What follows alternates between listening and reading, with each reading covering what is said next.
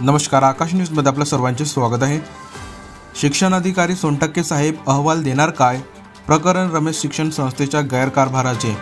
लाखांदूर तालुक्यातील कुडेगाव येथील रमेश शिक्षण संस्था अंतर्गत सुरू असलेल्या तिन्ही शाळांमधील आरटीईच्या निकषानुसार चौकशी करून कारवाई करण्यासंदर्भात 11 महिन्यांपूर्वी केलेल्या तक्रारीची त्रिसदस्यीय समितीच्या माध्यमातून चौकशी करावी व तसा अहवाल तक्रारकर्त्याला द्यावा अशी मागणी केली असली तरी अद्याप चौकशीचे काय झाले या संदर्भात अहवाल देण्यास भंडारा जिल्हा परिषदेचे प्राथमिक शिक्षणाधिकारी रवींद्र सोनटक्के टाळाटाळ करीत असल्याने पुन्हा एकदा भंडारा जिल्हा परिषदेच्या प्राथमिक शिक्षण विभागाचा भोंगळ कारभार चव्हाट्यावर आलेला आहे।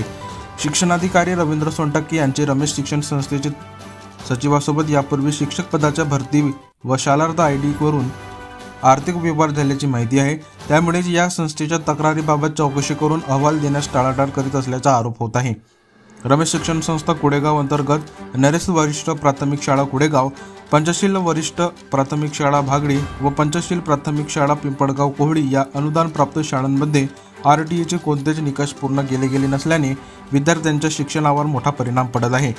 संस्थेचे सचिव नरेश मेश्राम हे स्वतः पंचशील वरिष्ठ प्राथमिक शाळा भागडी येथे मुख्याध्यापक आहेत, मात्र या शाळेत अनेक गैरव्यवहार सुरू असल्याची माहिती आहे। पूर्वी सामान्य संस्था असताना सन 2017 मध्ये बौद्ध धर्माचे 10 ते 15% वर विद्यार्थी संख्या नसतानाही केवळ शिक्षकाची पदे भरण्याच्या दृष्टीने बौद्ध धार्मिक अल्पसंख्याक दर्जा प्राप्त केला। संस्थेच्या तिन्ही शाळांमध्ये शिक्षकांची नियुक्त्या करण्यात आल्या होत्या।